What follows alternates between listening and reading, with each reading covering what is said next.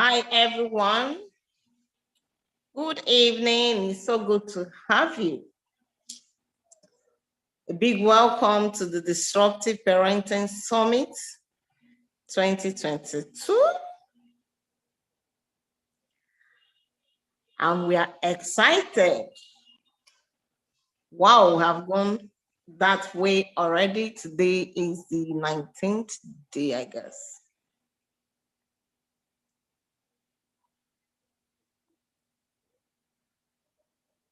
Today is the 19th day of this impact journey, and we're excited for what, the amount of transformation that we're recording already in the life of people, in the life of individuals. We're excited. Let me say a big thank you to everyone who have joined us from the very first day. The feedback is massive. Welcome, welcome, welcome to today's session. I can assure you, you're going to have a beautiful day.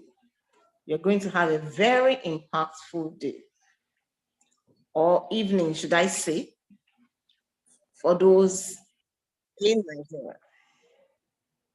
All right. So welcome once again to Disruptive Parenting Summit 2022. Today is the 19th day, and we are on a 30-day journey of impact. All right, looking at what is going on in our country, in our continent, and in our world today, we cannot but agree that the soul of the next generation is in serious contention. Hence, we set out on this journey to help parents raise their children into champions and their kids into kings. My name is Amaka. I am the host of Disruptive Parenting Summit. I'm also the author of Disruptive Parenting book and the founder of Disruptive Parenting Academy. In the academy, we help parents become consummate parents, and we help parenting coaches become highly paid parenting coach. So if you're a parenting coach or you're a parent coach, that is a good place to be, because within the space of that amazingly is also a 30 days journey. But it's a 30-day journey of impact, knowledge infusion, and practical sessions, so that by the end of the 30 days, even on your social media page, people will know that your life have moved from point A to point B, right? So if you're a parent coach, that's a place to be. And the content we have is not one that you can pick anywhere. I can assure you, right? Let me also mention to you that if you have not bought the Disruptive Parenting book, we have a few copies left. By the time we are done with this, the price will have to go up because of the cost of dollar. So far, it's still 5,000 naira, that's the book. And like I always say, maybe I don't market this book like I should, right? But the truth is, I am not asking you to buy this book because it's my book. I'm asking you to buy the book because it's probably one of the best, if not the best parenting book you will have ever laid your hands on. I have people who have read the book, the feedback is massive. I can tell you the truth. I have industry endorsements that are, I think, beyond my wildest imagination, right? So do yourself a favor, if you're a parent coach, and order your copy. We have a few, I think we have 25 copies left, and we'll be done with that set. Okay. The next thing also is that tonight we are not going to spend too much time within the introduction space. But let me remind you that please, if you have not liked our page, like our page, hit the notification bell so that every time we come on here on YouTube, you will be notified. Also click the subscribe button and then share, and share. All right. What is the Disruptive Parenting Summit about? Like I mentioned in the passing, we live in a world where the focus is in the next generation, as though there's a force that is unleashed to make sure that she does not become, or he does not become. So why disruptive? We have come out with tools, with solutions to disrupt that flow of negatives. All right. In fact, some of us didn't even know that we're parenting books. That's for those who read anyways. before we got married. So a lot of people are parenting, raising their children with the tools that their father or their mother used, that their parents used. And for you, it's already outdated. Now consider your apps kid or your Instagram child. Generations have changed, so you have to up your game if you must be effective and raise a wholesome child. Today, I have my sister in the building. I seen her smile. A few things about her. She's a family-born nurse, so she's a medical professional by training. All right, and then alongside that, she's now, if your family needs a nurse, that's the person to call, right? So that you guys can bond beyond just living in the same apartment, right? There is more to being a member of a family than just sharing a room or sharing an apartment. All right? She's got that key in her hands, and you will enjoy, you will become a kind of a wholesome family. A father, mother, husband, wife, children, everybody in their place.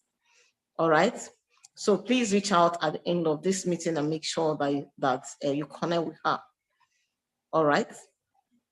So she's also your health what again?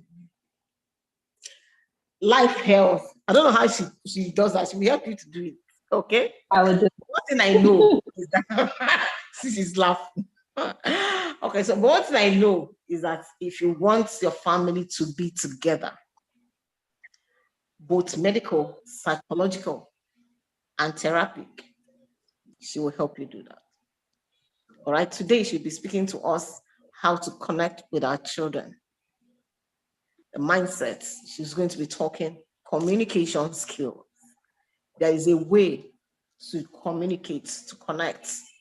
There's a way to go about dealing with, if you are in our generation, most and generally your children will be between generation Alpha and generation Z, right? There are some parenting skills or communication skills that you will need. Otherwise, you'll be living with those children and they will be living, they will be disconnected. The only thing you just get is a good morning, good afternoon, good evening. And you don't want to do that. You want to create memories, beautiful memories, as you walk through life as a family. All right? That said, it's with disruptive parenting, excitement, and joy that we receive my dear sister Judy Mogbo to the disruptive parenting. All right. Thank you so much. You are really doing an amazing job.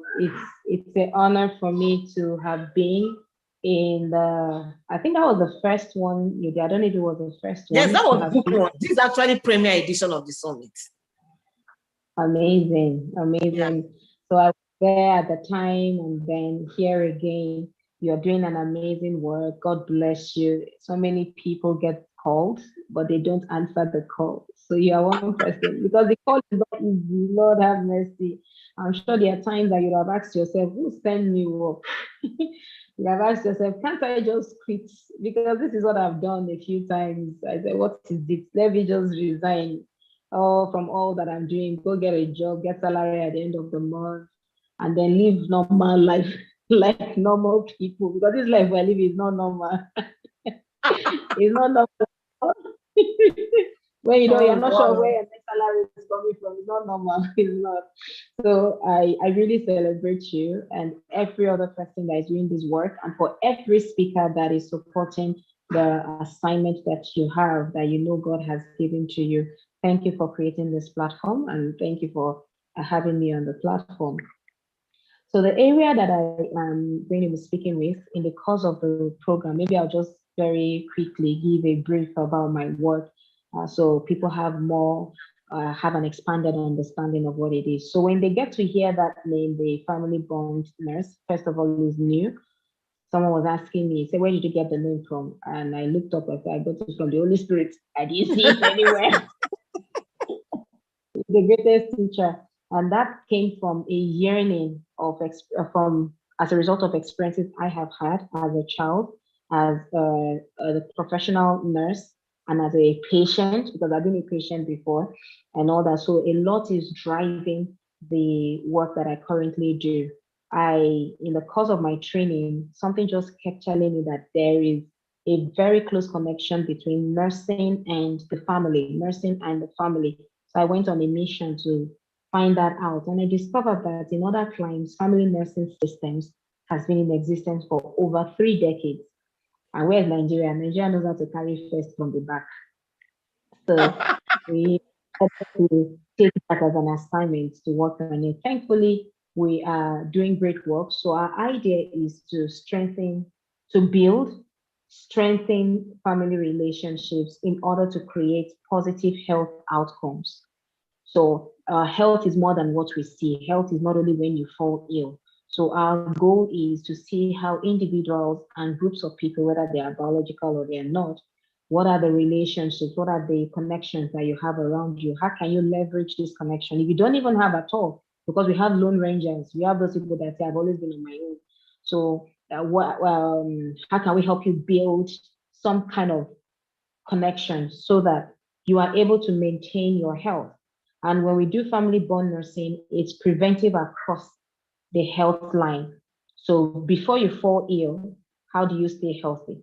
When there is an illness established, there's an established diagnosis, how do we prevent complications? So first, we are preventing illness in the first instance, and then peradventure there's a disease, we prevent complications. So complications could be maybe a loss of the body part or loss of life. So we prevent complications. Then where there are complications, because these things happen, where there are complications, we prevent a ripple effect. So if somebody has a complication, whether it's maybe stroke, loss of body part, loss of function of a body part and all that, if it is not properly managed, it could affect other people around. People want to help this particular patient and you are shushing people off. You put your life on a hold because you have lost a body part. So how do we prevent a ripple effect? So it's preventive in nature. Yet it's not, it's just the way I put it in very simple terms, it's not that simple. It's a whole lot of work. And it's a path that we are blazing that trail rather. And thankfully, God is sending us co-workers because the field is very, very wide. So that's in summary for those who would like to know more on how we could be of help. Of course, through the Disruptive Parenting platform, you can always have access to me. You can always make that happen. So I thank you so much. I'm going to be sharing some thoughts on things that kind of tie closely to what I do. So you heard me talk about connection, talk about bonds, relationship. So I will be speaking on how we can use mindful or mindfulness communication in getting to know our children more. And like you rightly said, Amaka, that the world in which we live in today, we need to understand that we cannot pour fresh wine into an old bottle. Otherwise, it's going to break. We're going to shatter that bottle.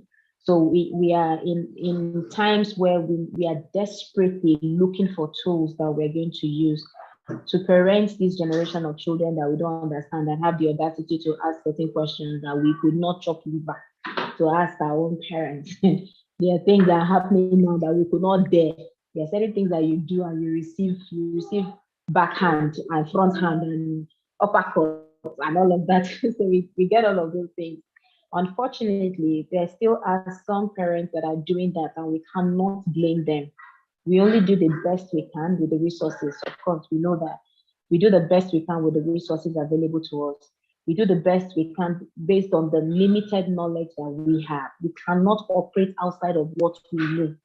We only operate within the space of what we know. You don't know it, you can't function. But once you have knowledge of something, it opens door for you to be able to function. So very, very quickly, I would like to, before my system goes off, it's threatening now. There's a particular sage in Africa that we all know and many people love, the world celebrated. And I think before he even died, his face was on the note of the currency of his country. You know what I'm talking about? Nelson Mandela. So Nelson Mandela made a quote that I so much love. And interestingly, that quote came in the year I was born. He said, few things make the life of a parent more rewarding and sweet as successful children. Then there's this other one. I think that's the one I was actually looking for. It said there's no keener revelation. Okay, yeah, that's it. 1995. There can be no keener revelation of a society's soul than the way in which it treats its children. So when you want to know a society, when you want to see a society, when you want to phantom a society, you want to know their very fabric, their culture, their values, what they stand for, just take a look at the children in the streets. Just take a look at the children. So the children is our report card, is the society's report card. Society has written an exam and the children are the report card. So when we see children, it tells us the kind of society. So Mandela said that there's no keener revelation of a society's soul than the way in which it treats their children. So let's take it down to parenting. When you see how parents handle their children, it also suggests to us where they are coming from, who they are, what they stand for. I was doing some study years ago. I was listening to a Jewish teacher, they are known, of course, as rabbi. And he was trying to explain how God created, how God formed us, how we were as children. And then he said something that the child has been given a natural defensive tool, and that is in obedience or disobedience. And this is I'm paraphrasing. He said that when you want your child's will, you need to first of all win the heart. So you cannot get the will if you don't win the heart. So this now takes us to those who are Christians, I don't know of the other faith, that there had to be a buy-in, there had to be a winning of the heart before the surrendering of the will. So you hear things like, let your will be done. We are handing over our will to a superior being, to a supernatural being. Why? Because our hearts have been bought. Our hearts have been won. Our hearts have been taken. We have surrendered our hearts. So it's just easy. Our will is almost nothing. It's not palatable. It's not enjoyable. It's not what we want. But we'd rather give the will out. Why? Because this person has won our heart. That is what God did. Most of my work, if you're a believer, I'm a Christian. Of course, you know that. And I strongly operate on the biblical principles. So we have been, our hearts have been won. Let me put this now. So that is the Nigeria in which we live. So we have our hearts already that has been won.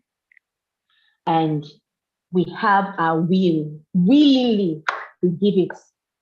Willingly, we give our will. So for parents,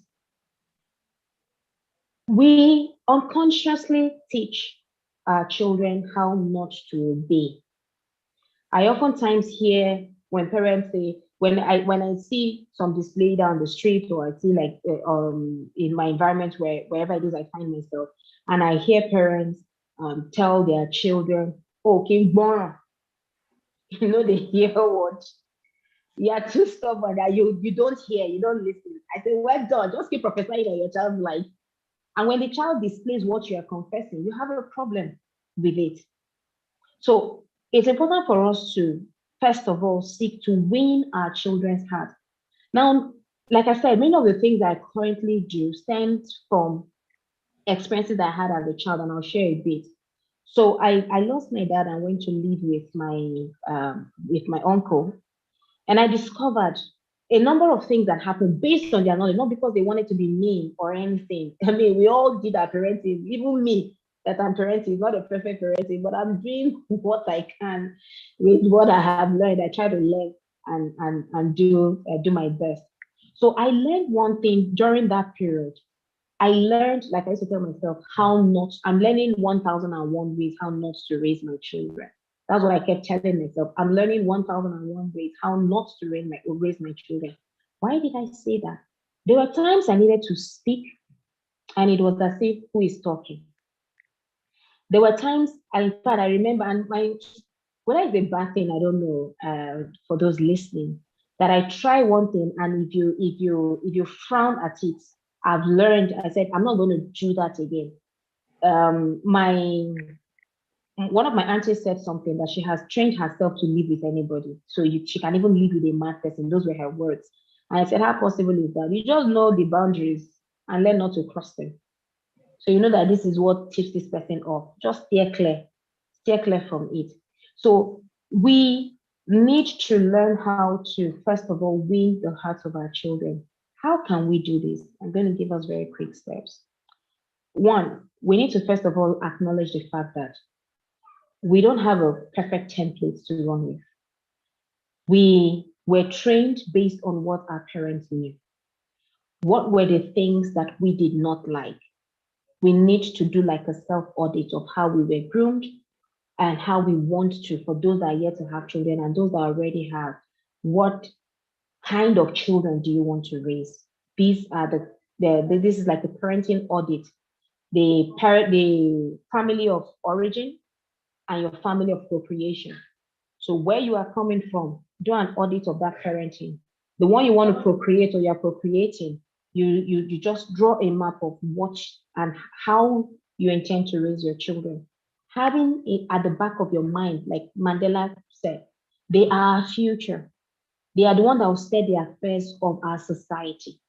So do you like the kind of leaders we're currently having? No. What do you cry and desire to have in our current leaders? Those are the traits you start building in your children. You want your leaders to listen to you more? First of all, you have to train the children to listen. And how do you train your children to listen? By listening to them. It can be tough. When you're pursuing money, when they stress you from work, all the things I'm saying, does it come easy? No way.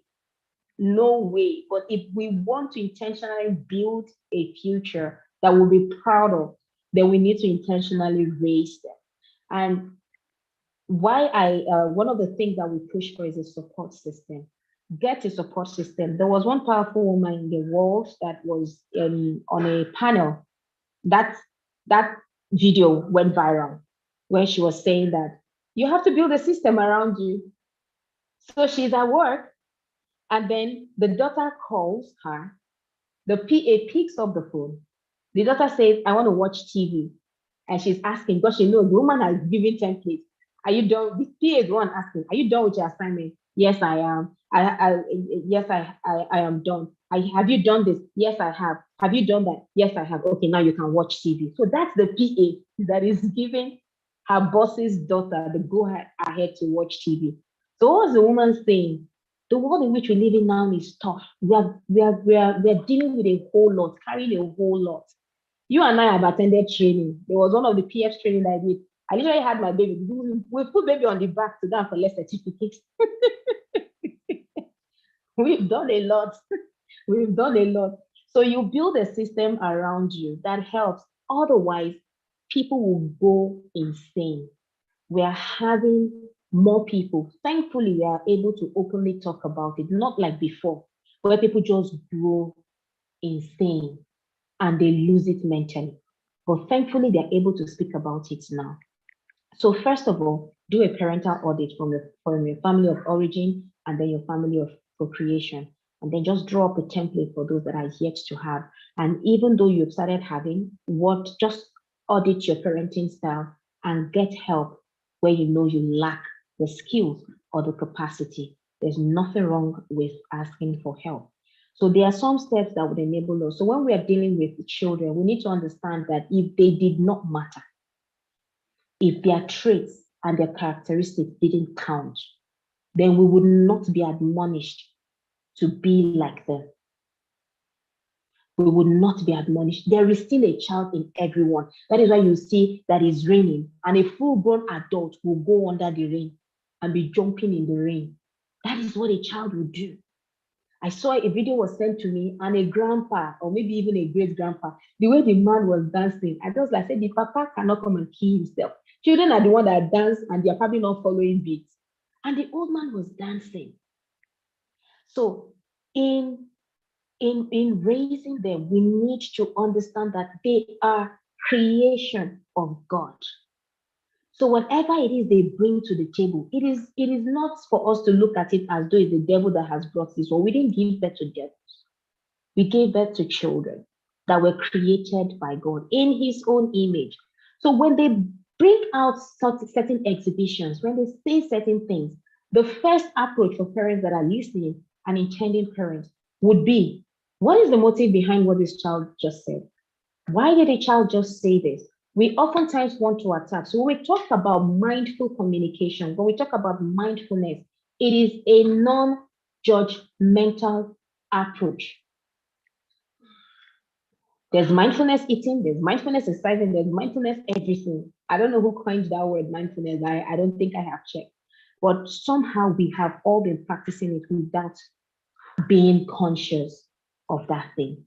So you approach children in a non-judgmental way. That is how you get to know them. I give an example. I think I was pregnant with my second baby when my son was still very little, about a year or so. So I saw him walk towards the dustbin in the room. I was lying down on the bed. I was tired. So he was going to put his hand. I saw him. He was going to the dustbin in the room, and he was putting his hand in the dustbin. As a parent, what would you think? What will come out of your mouth for those listening to me?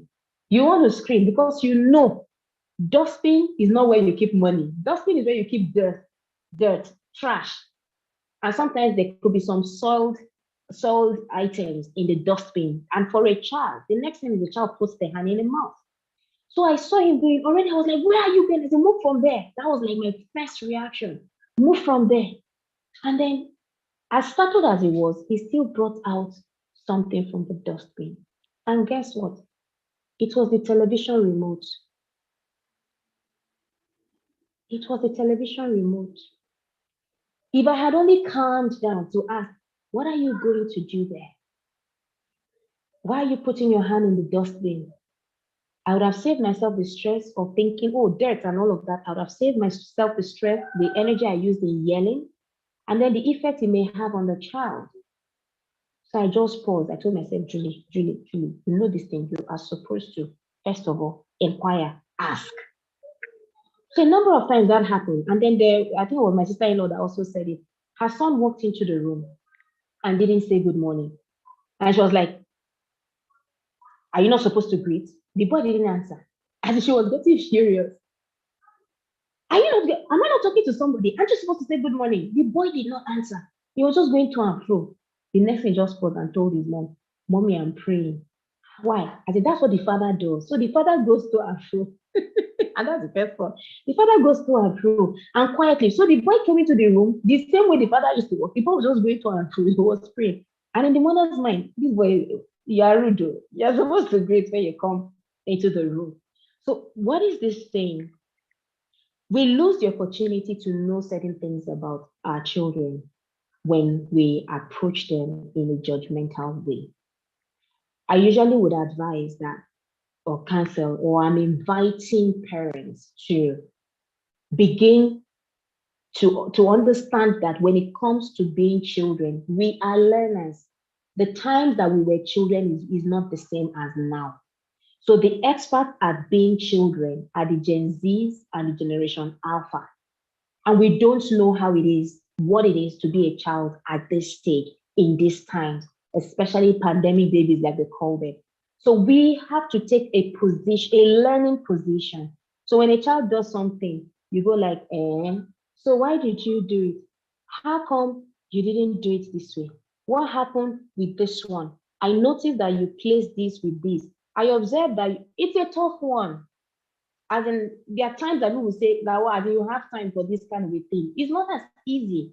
There are times that we chip off. There are those cheat days that we just snap at a child and all that. But the fact remains that we deny ourselves your golden opportunity of knowing our children, knowing their strength, knowing their struggles, knowing their capabilities, knowing their weakness when we approach them in a judgmental way. So the first thing is, let's find out what their intentions are. Then secondly, let's help them identify their emotions. Emotions are created by God. They are not picked up from the pit of hell. So when they exhibit emotions, we need not shut them down. Because when you shut them down, you are cutting, they're not probably going to tell you something tomorrow. So when they exhibit some kind of emotion, whether they're upset, they cry, or they get angry, trust me, this particular one I'm telling you is something I'm learning. Because before, I would normally just say that, is that why you are crying? I said, okay, how does this affect you? How is this a problem to you that this happened and that's happened? How is it a problem? Let me know. Then the child starts speaking. It's a learning curve for the parent. It helps you know them better. Then it helps you guide them. Like my son, at some point, by fire, by force, he wants to help his sisters do things. And he will struggle. When the sisters don't want him to, he will struggle. So rather than shut him down, is to let him know that we understand you want to help, but then you need to communicate you want to help. And when people refuse the help, don't feel bad about it. Because if we didn't allow you do things, you would not have known how to do them. So now is a turn for your sisters to also learn how to do these things. We need to, are you going to continue doing these things for them for the rest of their lives? And he says, no. You know, they have to learn. He says, yes. So allow them. Before it was a serious struggle. It was a serious struggle. He wants to help. I want to help her do it. Helping is by force. It's not by force. So let's, first of all, I said, let's do our auditing. Where are we coming from? What do we want to build for our children? Most times I hear, and I'll very well say this, that when we go and we teach parenting, and I'm sure parents would have told you that, they say we are teaching our children, we are bringing in Western style. That is, I've been accused of that a number of times, that we're bringing in Western style of parenting. Then I had to, I think, I can't remember when it was in church that I taught that years ago. I had to tell them that I went into studying the largest children foundation in the world today in the United States. How did it start? The US government discovered that children were dying more from domestic violence than from road traffic accidents. And how were they dying? The parents, this one that we're doing, this is not, of course, we see some parents that use iron, hot iron on their children and all that, they pour pepper and everything. Those days, they were putting children in ovens. They were putting children in ovens to teach them a lesson, to get them to be obedient. And children were dying more from domestic violence than from road traffic accidents. Then the government then said, since you people don't know how to train your children, they set up welfare, they set up. So two sisters who never got married started saving children from homes. They started picking children from homes. Check the history of Save the Children. They started picking children from homes. Then the government stepped in. If you cannot parent your children, we will help you parent them. Sadly, so I told those parents, I said, what we are trying to do is to prevent us from towing that Western pathway that you are accusing us of. Let's find healthier ways to raise our children. Otherwise, that thing you are accusing us of, that is where we are going. And we're already there. In Lagos State, Lagos State will pick a child from a home. Lagos State will pick and it will enter into other states. Before we realize it, the Nigerian government will start taking, and it was late Dr. Miles Muro who said it. It is an aberration for the government to do for parents what God has assigned them to do. It's an aberration. So what other healthier way can we raise these children? Let us understand the times in which we lived in. We now live in, rather. What are the times? The children of now are inquisitive. We need to understand that. So we cannot tell them, shut down, shut up, stop looking at me. No, those days it was acceptable. We couldn't look at our parents in the face, and we suffered it. When I tell people that I used to be shy, they're looking at me. I couldn't look somebody in the face. When you can't look at, you are not trained to look at an adult in the face. How would you be able to look? I had to learn. So when people see me on stage, they didn't know it was a different. On stage, I can be bold and daring. But in the past, when it comes to one-on-one, I could not, because of how I was raised. But the children of these days, they're going to look you in the face. And it's not because they want to insult you. But that is how things are now. How many times have you heard chicken crow again in the morning? Things are changing. Even the animals are affected, let alone human beings. There are so many things happening. So it's important for us to know, do the audit, like I said. How do we want to raise our children? Then we have to learn how not to be judgmental. And trust me, when we decide to approach our children with a curious mind, which is a natural trait of children, that's why they ask a lot of questions. Guess what? We get better. We become the better version of ourselves. I usually tell people that if for those that come for premarital training, when I do coaching, I have the opportunity to coach them, and someone is complaining about temperament, one is highly temperamental and all that. I then said, okay, do you know what? Before you comment on this, how about going to volunteer in the children's department in your church?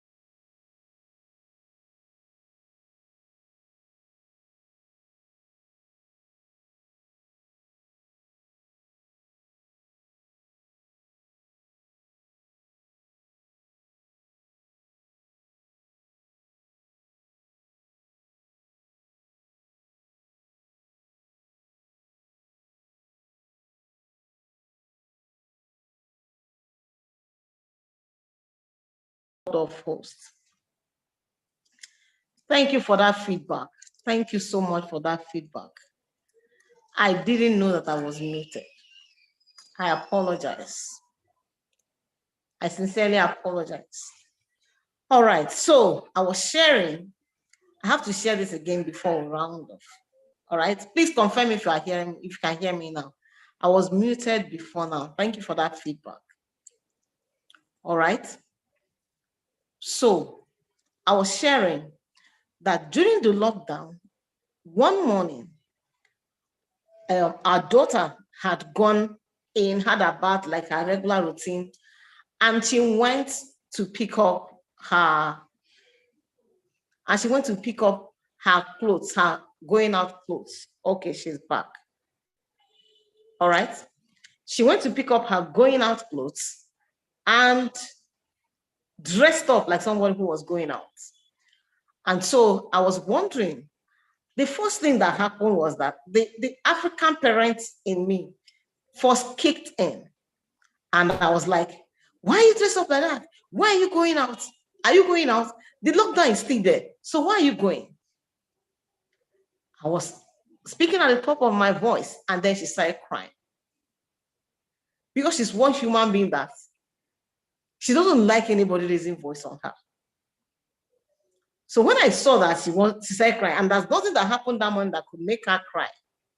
So the therapist in me stepped in, and I went to hug her, calm her down and all of that, and then we got into a conversation. Only for me to realize, she now said, okay, so mommy, what happened was that when she woke up this morning, she was overwhelmed. She felt so bad. She doesn't understand why they wake up every morning and they're not going anywhere. And this was during the lockdown, all right? Before the lockdown, we were always advocating that children should be allowed to go outside, do outdoor games and all of that. Then all of a sudden, they were all locked up in. They couldn't go out. They couldn't play. In fact, if your compound doesn't have a space, they were locked inside each flat or in each duplex. So that morning, she had told herself that she wanted to dress up, look herself in the mirror, and admire herself as some form of therapy, some form of coping mechanism. That's the word. Some form of coping mechanism. And then what she got was judgment, like Coach Julie already said, right? So we have to pay attention and ask questions. None of us had ever been in a lockdown before. They didn't know what it was. So they were struggling with it just like every other adult was struggling with it. But here was I, raising my voice on her for somebody who was already weak and looking for a coping mechanism. It's important that all of us as a parent make sure, all right? Make sure that your children do what they have to do, and then be available for them to ask questions. Be available for them to ask questions. It is very critical and it's very important. All right? So that is just to buttress the point that, give me a moment, guys.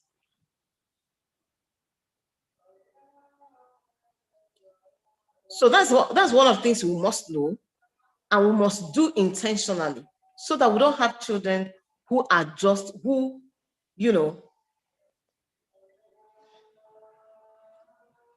we don't have children who are stressed out already and we are increasing their pain. So we don't have children who are going through a lot already, like, another incident happened where in a group where children had gone out together, they had the incident of the child who was bullied and he died in Lagos. And then the other child, it was a series of bad news happening to children at the same time.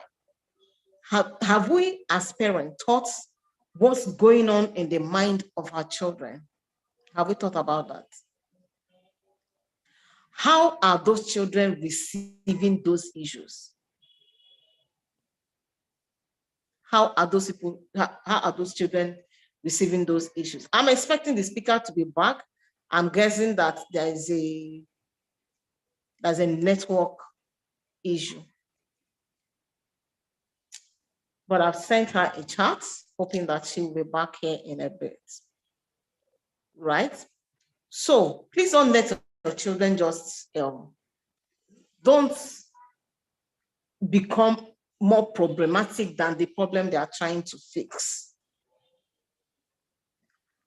And then let me also mention, you know, that even adults, if they know you as someone who is judgmental, they will not confide in you. They won't confide in you. How much more children? All right. So yes, our speaker said network is acting up. She said that network is acting up. She's speaking from Abuja, whilst I am airing from Lagos. Let's hope that she's able to come in before we are done.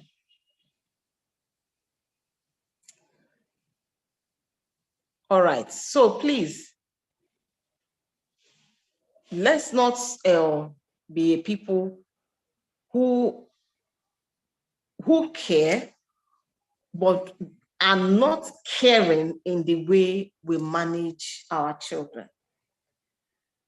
Because many times we do those things and that's the way we express love. But it's important that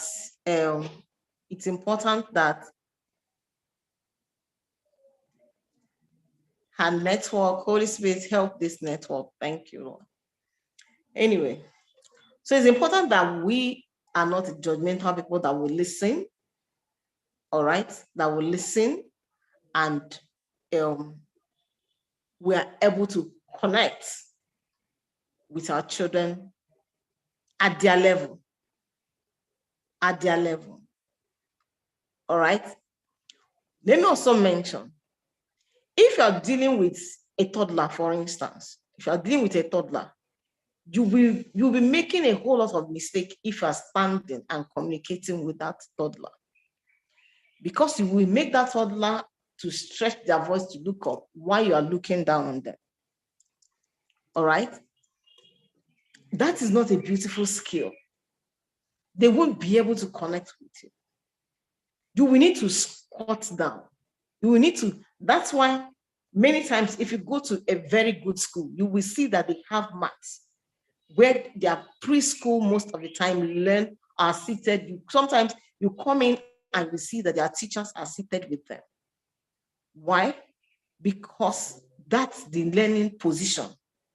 That's the love position. That's a communication position that works. Otherwise, it will be as though you're looking down on them, all right? Or they are stretching to look at you, and that's psychologically, what's the word now? Unproductive. All right? So please, let's pay attention to that as well. Okay. So let me also remind us, if you have not liked the page, please like the page. Make sure that you share. Make sure that you share, and that you please subscribe to our YouTube page. Let me also have your feedback as to what has stood out for you. Today is the 19th, and tomorrow will be the 20th day, and we have 10 days to go. In the last 20 days, what has stood out for you? What impact has the summit made on you as a parent, or as a parenting coach, as a mother, as a father, or as someone who is even single, who is yet to be married, because you are the real MVP of this event? There's something she mentioned that got to me, right? I have worked in a place years ago where I learned and heard that word for the very first time. And what is a phrase, I'm just learning what not to do. I'm just learning what not to do. Every time when you have the opportunity of learning from someone, of working with someone, of even being raised, like you were raised by your parents. One of the things when you do the audit, you must look out for is, what must I not do? As a father, what must you not do so that your children will have a father, so that you're not absent in their lives? As a mother, what must you not do?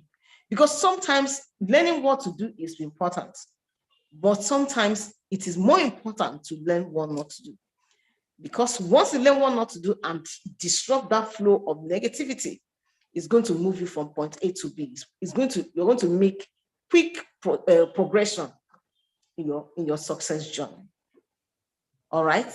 So please understand that it is important to learn what not to do. Learn what not to do. Learn the style not to apply. If you were beaten to stupor and you manage to survive, beating shouldn't be part of your parenting style. If nobody listened to you growing up, you must give a listening ear to not just your children, but every child that comes your way. Right? At the background of the Disruptive Parenting Project is a childhood experience that I had from the point my mom passed, that I made a choice that so long as that child is directly or indirectly connected to someone close to me, they are going to be raised as kings and as champions. All right? So it's important that we pay attention to what not to do. I want you to write down 5 things that happened in your childhood that must not repeat itself. 5 things. And then write 5 opposites or 5 things you're going to do differently to ensure that they don't happen. That's a very strong skill, and it applies across life. What if you were abused?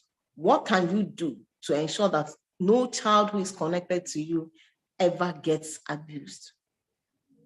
What can you do? Okay. Part of what we have also put together is the disruptive parent and the disruptive fatherhood. What we are going to be teaching in that course is to help every man that will show up in that class to become a consummate father, to move away from just being an ATM father. Because a lot of men are ATM fathers. Oh God, she's back here. Thank you. She's correcting her audio. Hopefully she'll be back here. Yes, all right. Amber. Thank you for trying one more time. Thank you so much. I've been on it back and forth, trying to check what the problem was. And my chats are delivering. I wonder why it was logging me out and all that. But it's been resolved, hopefully. Thank you so much. Good to have you back. So go ahead. Thank you so much. Thank you so much for holding forth. So basically, it's for us to understand that we have children not the same as we were in the environment where we were raised, in the times where we were raised.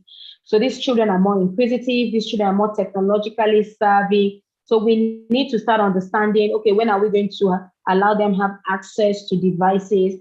How are we going to groom them to understand? Because we can't keep them away from it, because that's the era. We live in a digital world as it is. So they have to learn with those things. They still need to appreciate the manual way of learning, where you have the pen, the paper, and all that. However, we need to understand that these are the times we live in and they can't be left behind.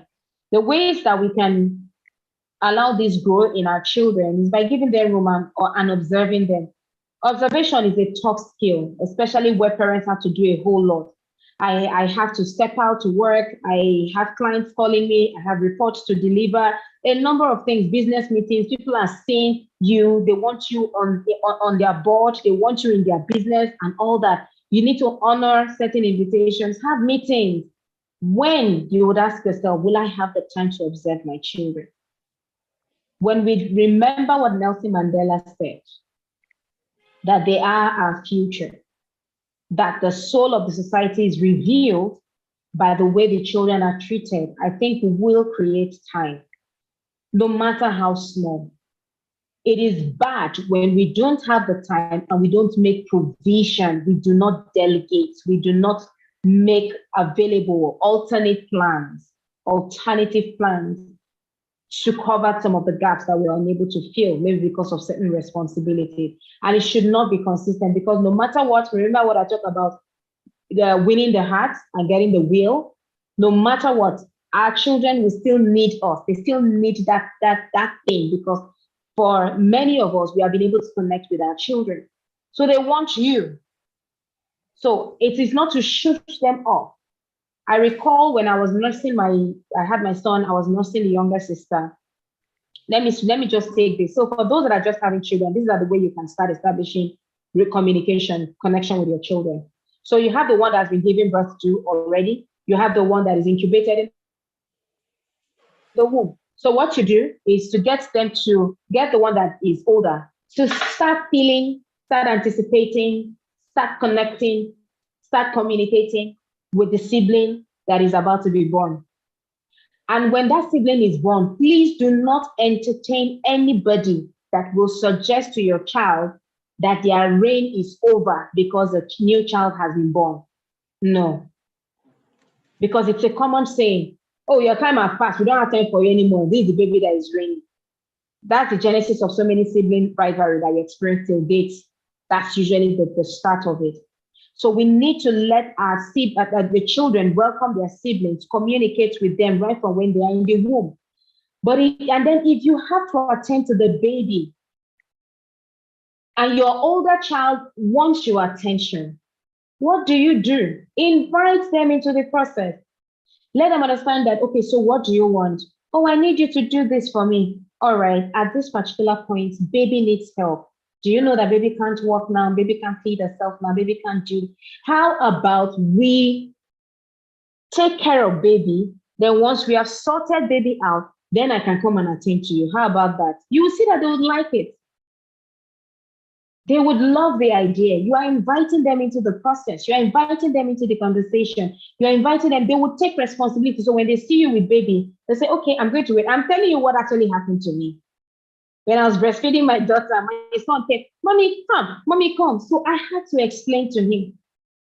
So when next he comes in, he looks at me and says, oh, you're feeding baby. Okay, I'll come back. And then he goes off. Are you done? He comes back and I check. Are you done? Say, yes, I'm done. Okay, come. So now he understands. I said, children are humans. You can talk with them.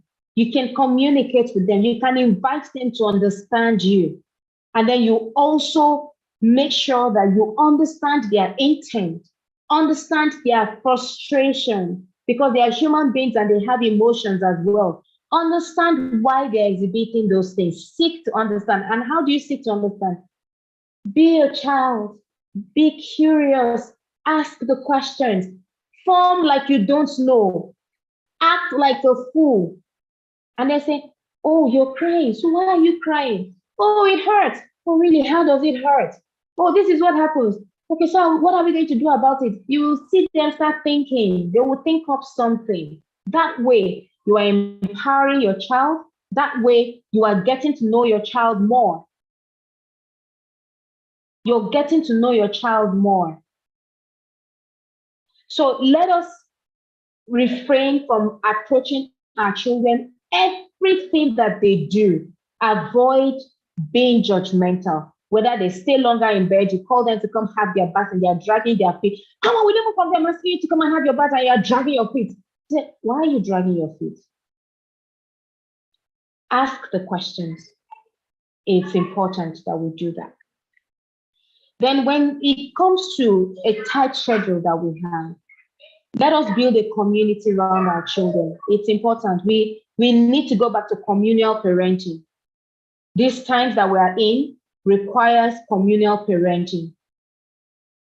It's no longer just us that can. We are not saying that we give our friends, our neighbors the right to spank and hit our children. No. They can keep an eye. They can call them to order. They could correct them on certain things. So it's important for us to build a community with people of like minds that share the same values with us. That is important. Like I tell my children, I said, okay, there's someone's house that I know you can go to, and I can close my eyes and go to sleep because I know we drink from the same source. She can equally send her children to my house and go to sleep because she very well knows that Julie will not lead my children astray. So parents, we need to do that. Let's build that communication line with our children. I have 2 generations. I have the generation Z and I have 3 generation Alpha. So the older ones can be tough. They can be tough because in their world, my Gen Z would tell me, oh, mommy, don't lecture, no lecture, no lecture. I thought, but I had to tell her, life is about lecture. If you did not need lecture, you wouldn't have to go to school.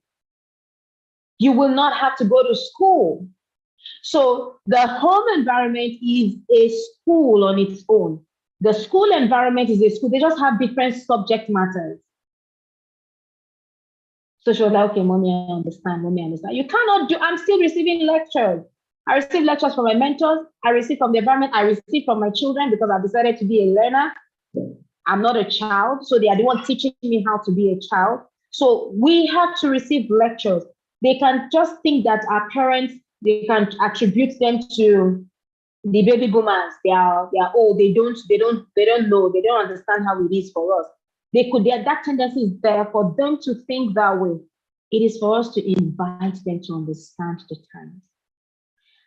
Our teenagers could do something we find offensive. It is for us to get them, invite them into a better learning, into a more wholesome conclusion, into a healthier pathway of doing things.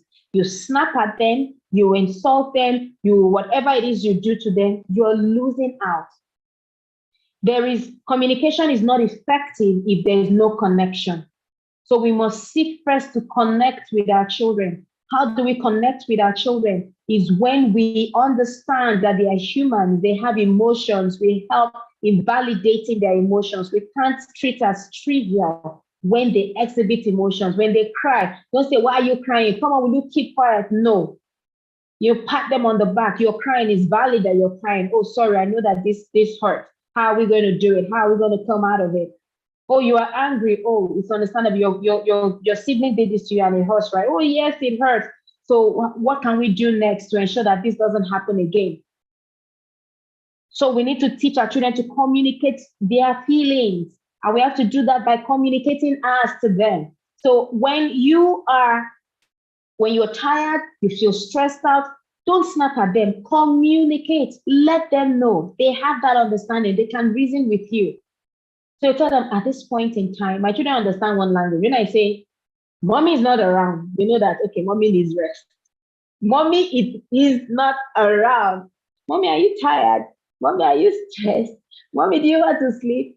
Okay, mommy wants to sleep. Mommy wants to sleep. Allow her.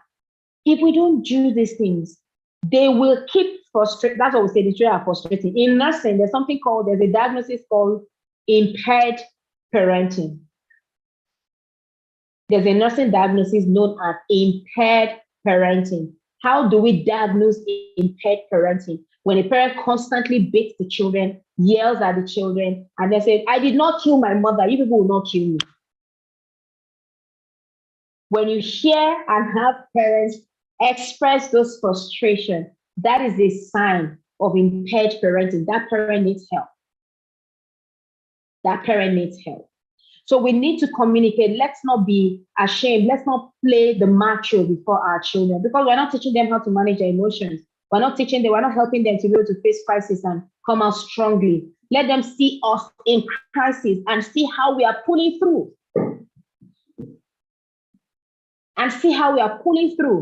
Let them see where, oh, it hurts. When something hits me, and I say, ouch, it hurts. Don't be ashamed to let your children see you. Oh, so mommy can feel pain. So when mommy feels pain, they are watching. How does mommy manage? How would daddy manage? And that's where they are learning from. They learn by mirroring, they are picking. We can actually really condition our children if they're very intentional about it.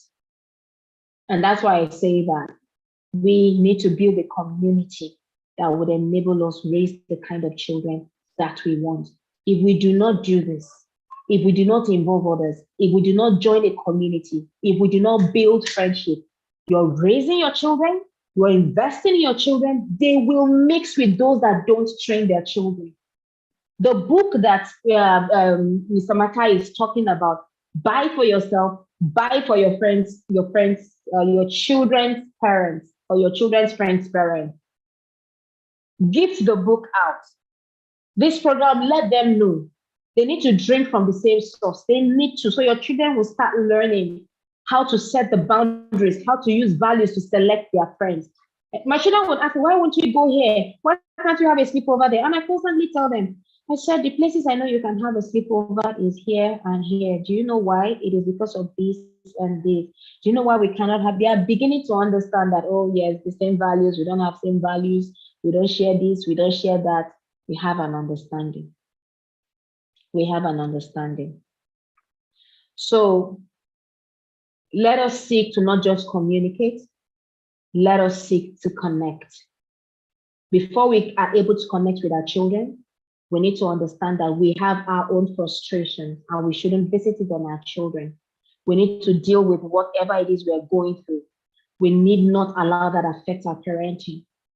We need to understand that our children are human beings in small bodies. They are humans. The fact that they are small does not mean they are not humans. They are human beings, and human beings feel things. Human beings exhibit emotions.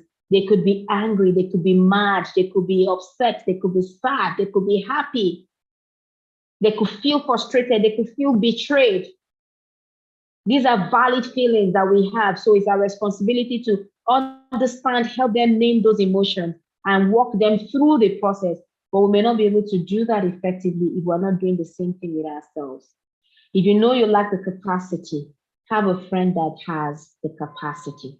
And then make friends, let your children be friends with their children or friends with them.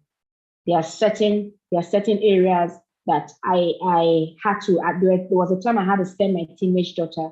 I gave her a phone. There was something I knew I couldn't handle. I said, call this person. I deliberately didn't tell my friend anything. My Gen Z. I deliberately did not tell my friend. She said, oh, mommy, tell her this. I said, no, I'm not going to say anything. Just go ahead and speak to her. When they were done having that conversation, my daughter called me and said, mommy, thank you. I couldn't have done that. I could not have done that. I may not have even had that profound effect on her like my friend did.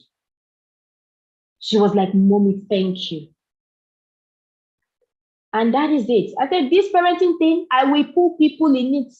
Maybe a time will come, I'll call you, speak to any one of them. We need to just build that community that would enable us raise the kind of children that our society needs. So these things are, they don't come easy. We need to keep asking for help. Let's just approach our children with curious mind. At any point you feel you're at a roadblock, at a crossroad, you have the Disruptive Parenting Academy. You can always talk to Coach Amaka, and she will definitely put you through. I do not know if there are questions at this point to ask. Unfortunately, we have issues with power supply, but I've been able to deal more. My battery is blinking, so.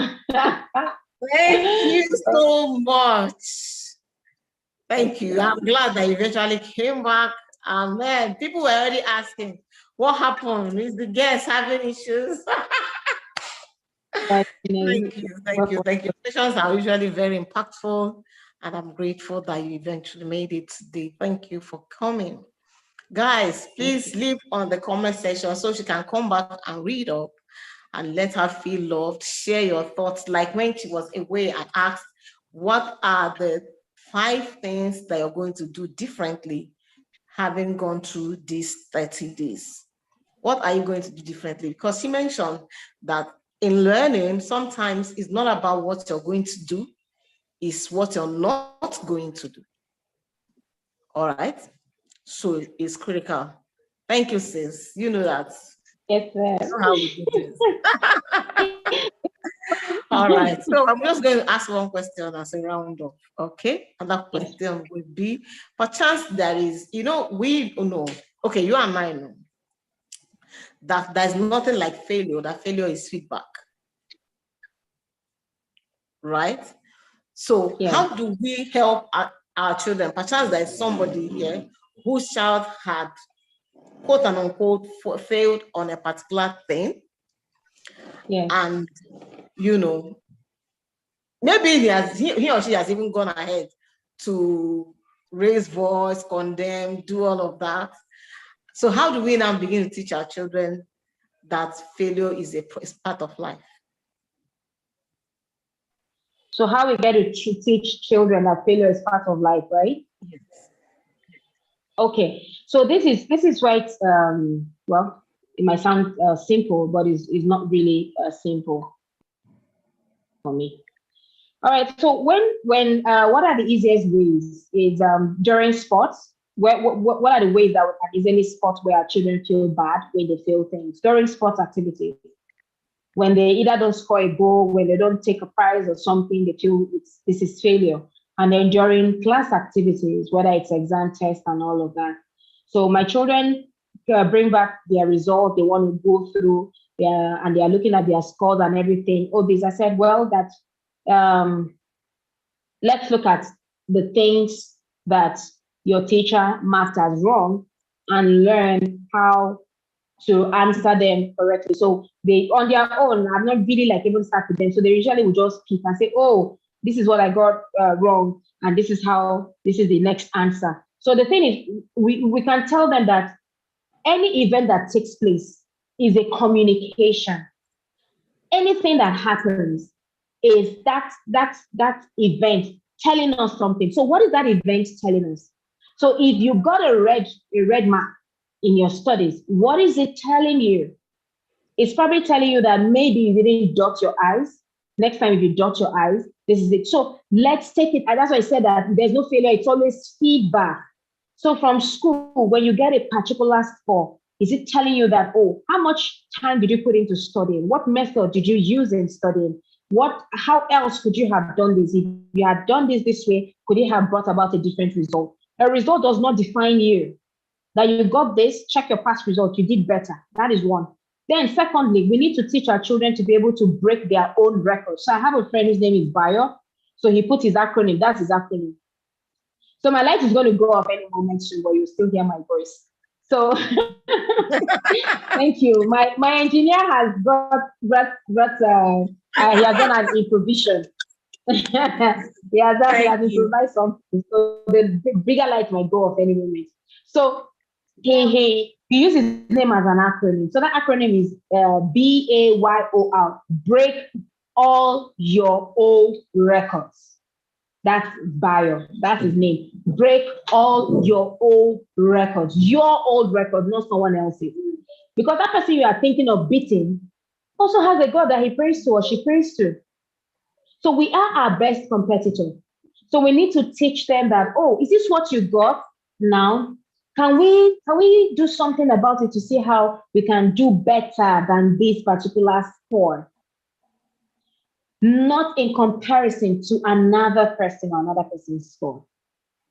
So when our children play sports, tell them the spirit of sportsmanship, that it's a game. It's a game. You're learning how to flex your muscle. You're learning how to interact with people. You're learning how to celebrate people. I remember vividly when my daughter was my age, when she was about 7 or 8, we went for a birthday party. There was a dance competition. Then they were dancing. She knows how to dance very well. But a girl won. She came second. So when they made the announcement, I watched her. I didn't know that the MC was also observing. So immediately they announced the winner. The first thing she did was to congratulate her. Even me, I was like, I don't remember actively teaching her this particular thing. Even me, I was shocked. So when she did, I was like, wow. So the MC noticed and then said that this girl deserves a gift. Parent, you know what she did?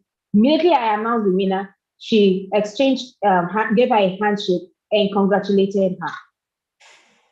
But honestly, I won't take the glory. I don't remember. Maybe there was something else that I did. Maybe there was something else that I did. I don't remember actively.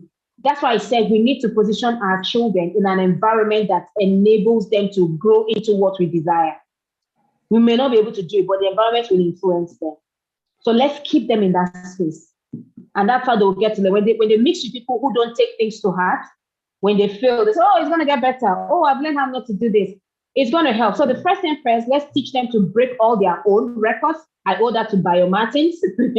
Let's teach them how to break all their old records. One, let's teach them how to celebrate other people, to learn from an event.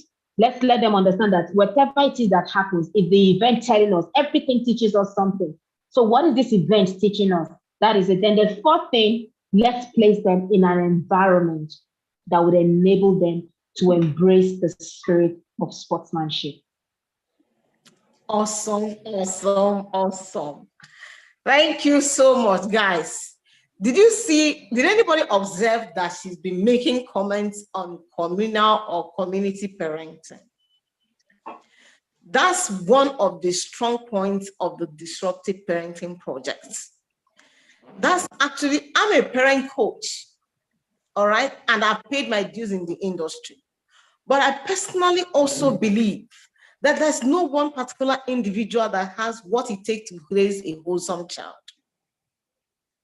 That's why we have brought in all of these masterminds. So together, your children and my children will turn out right. So if you're a part of this community, you will always be able to reach out and get help. All right? And thank God in the world where we live, you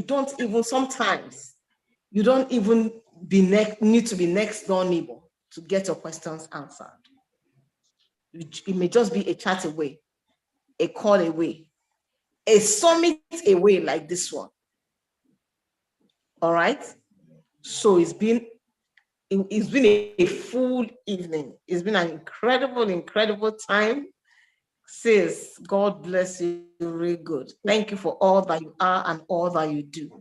I was telling her shortly before we came online to say, I don't know how she manages to do all the things that she's doing. No, I don't know how, but thankfully she agreed that she usually makes time to rest. That's the one that is important to me. All right, once she's able to rest and refresh. But hey, a whole lot. Being in that nursing space is a whole lot. Then combining it with the family life is not a joke at all. All right. But thank you. The Lord will strengthen you and send all the see. That's too well. All right. Okay. So the Lord will strengthen you and send all the help and destiny facilitators that you need, so that you become everything that you have been sent to be and to do. Thank you once again for being a part of our journey. I truly love and celebrate you. Meanwhile, if you live in Abuja, that's our contact person for Disruptive Parenting Boko. So, yeah. And she's done it in a way only a sister can do it. And I want to publicly say thank you. Thank you. My pleasure. Right, thank you. There's something that you did last year that you probably didn't know that I paid attention to. All right. That's probably what, it plays a level of value. It's not like I didn't value you before, right? But it sent me that message of love and sisterhood. And I truly appreciate that. When the Disruptive Parenting, when I was launching my book, she had left Lagos. So I didn't know, it didn't occur to me that, hey, Julie could be a part of this project. The project has started by itself. She reached out to say, hey, sis, I love what you're doing. And it's okay, I'm available to support you. As long as I am breathing, I will remember it for the rest of my life. People don't usually know, what they do that touch my soul, right? that, see, sometimes, like I will always say, it's not money. It's that genuineness of I've got your back. You're my sister. We're in this together, right? We are family. And so he hits me as it took me a couple of, I didn't tell you. See the way she's looking. I'm just saying it for the first time, right? But it took me a while to grasp and to like, okay, really? Okay. And I want to say I love you for that. Not that I didn't love you before, but it took it to another level, right? I thank you. Thank you so much for all you're doing. I deeply appreciate you. And thanks for coming. All right. So guys, thank you so much. It's been an amazing evening. Like I said, please make sure you click the notification button. Yes, notification bell, so that once we come on, you'll be notified. And please subscribe, share. Don't forget to like our page. And please get back to the Telegram group so that you get an update on the disruptive fatherhood. Thanks and God bless you, sis. One more thing before you sign out. Please share your contact details. How do we see you? Social media handles and all those. You need to, you know, I'm seriously laughing. So all my engineers and all my stage managers, you need to. They're all around, and I'm seeing them. Actually, my son has a project in school to do to create a circuit, a short circuit. I didn't know it was going to come handy. I just gave them the money. Okay, go buy the battery, get the wire, and all of that. And it's the short circuit they're using to light this place up for me right now. They just quickly put it together. Oh my goodness. Oh my goodness. So, okay. So I need to thank the Jays. Like I would call them on social media. Thank the Jays for being supportive of this mission. And thank everyone for the opportunity for having me. So you can reach me at I am the family bond nurse. I am the family bond nurse. But if you use the name Julie Mogbo across all social media platforms, you will still get to me. So if you just Google Julie Mogbo, LinkedIn, Facebook, Instagram, Twitter, you will get me online. Then for my WhatsApp number, if you need any of our services, you're going through any health challenge, or you want to build a system that will just enhance your well-being as a family by leveraging relationships, then you can also contact me via 070-371-60615. 070-371-60615. They are helping me echo it at the background. Thank you so much. God bless you. God bless you. All right, thank you guys. So this note that we say thank you everybody for joining us for this session. Let's do this again tomorrow at same time, 6 p.m. West African time. And we'll be having the 20th day on the Disruptive Parenting Summit. I hope your life has been transformed. So send us a feedback. Let's know what you have learned and how the last 19 days has impacted your life. Have a very beautiful evening. Thank you for joining us. Bye. Bye.